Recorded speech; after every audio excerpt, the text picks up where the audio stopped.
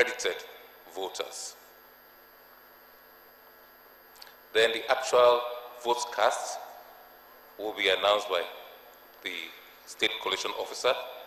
How many votes were received by each particular party that sponsored candidates for the position of president and vice president.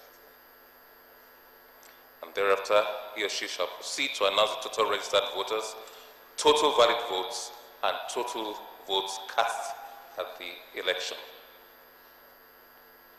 If there are any complaints or incidences which the state collation officer wishes to bring to the attention of the returning officer, this shall be so stated, and there's a form that we call the EC40G.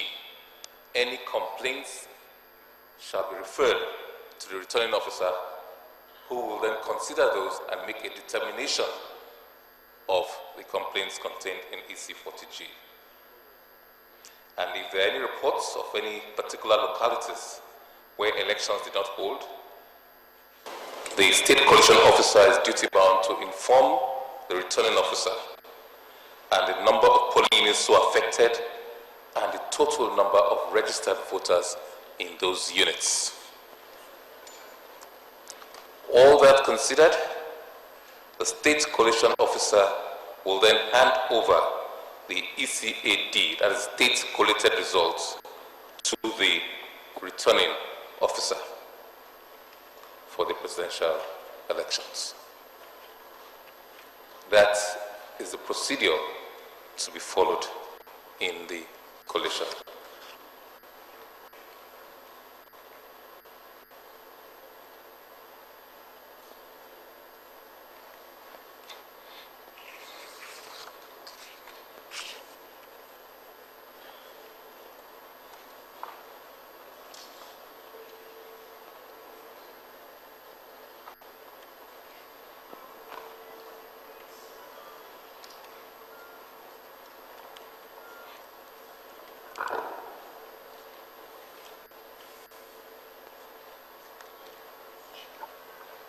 From the National Election Center in Abuja, and well, what we just got now is that the procedure by which this particular result will be announced as soon as the collation officer steps forward to give an introduction of the strain, where he has overseen this particular process. That is talking about the state. Go ahead to tell you the total registered voters, total number of voters accredited for this particular process.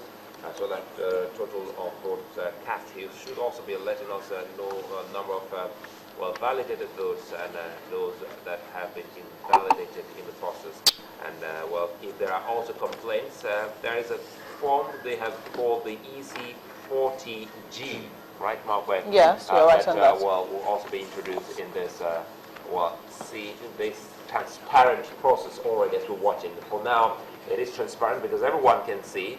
And the transparency here is evidently also seen by the sign, you know, that you can give for those who are, impaired, auditory, wise now, so that you can know what exactly is happening.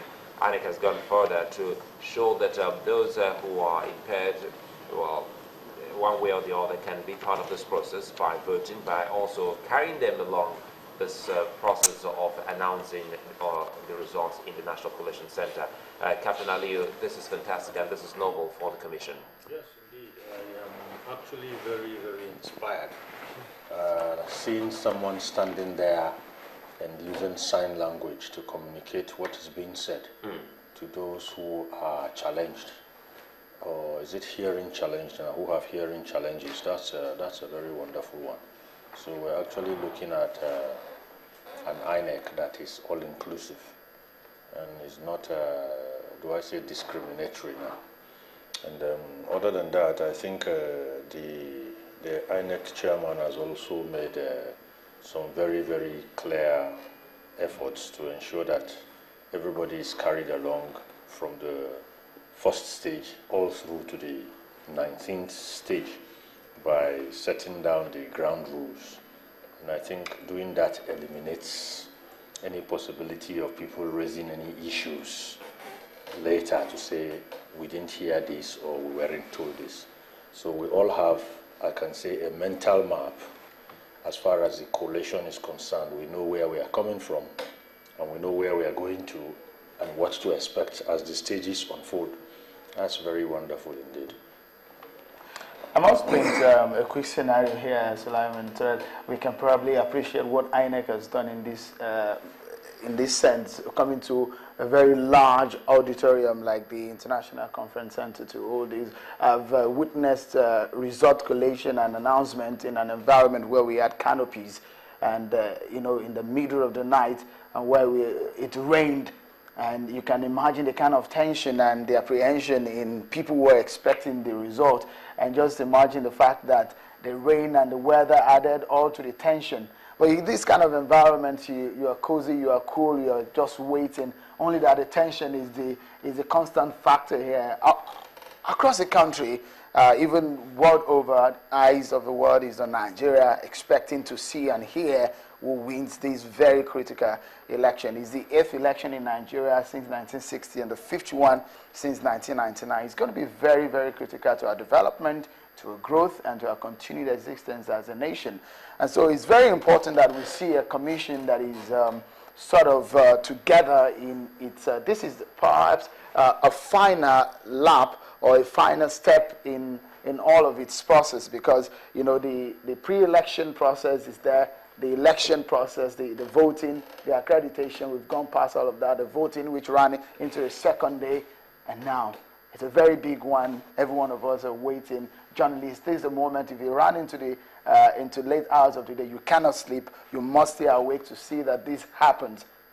It's very important that INEC is taking the procedure. I mean, treating everyone like you've never experienced it before. This is what to expect. And when we were wondering what was going on when the INEC chairman talked about showing the blank sheets, apparently it was going around, because I'm also monitoring them online, it was going around all the party agents of the presidential candidates represented there. Each one of them has to go through the blank sheets that INEC talked about. It's not just the INEC chairman showing it up. He did show it up to the entire world to see that these sheets were indeed blank, but he also had to go around the party agents for them to also verify. It's going to be a very interesting process at the National Collation Center, and thankfully it's being beamed live. If you're not able to watch us on television and you have to leave your house, well, you can also watch us online. m.channelstv.com is how to view us on your mobile device if you have an iPad or an iPhone or whatever mobile device you have. And if you are in the office, just go to channelstv.com. You'll be able to watch us streaming live for you. The pictures that you're seeing are being beamed on television as well. And life has even been made easier. If you cannot watch, you can follow via Twitter or our Facebook page. We are tweeting live events as it happens there in Abuja. The hashtag is Nigeria 2015, and our handles are there at Channels TV or at Channels TV_NG. These are our handles, and you can follow it and just get, as it happens, up-to-date information as the results are going to be trickling in. Of course, they are trickling in, and they're going to be announced in another few minutes. The idea of showing party agents those blank sheets or papers clearly reminds me of what happened in a court of law. You merely do not say you have this evidence to tender in court. You seek the leave of the court to have it admitted, but before it's admitted, it's shown to the opponent to say, this is it, this is what I intend. If you have any objection at that point, you could raise it.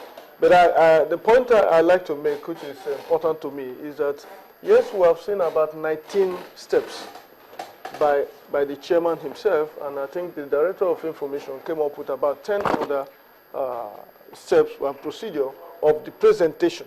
I would think that they are fully in charge of this, and I don't think that those are contradictory in any way. The entire 19 steps is the entire gamut of how eventually the result will be announced. The idea of the 10 points guidelines has to do with the presentation of the result itself by those who are there to do that. But basically, this has been as transparent as can be seen, and as Mark rightly advanced a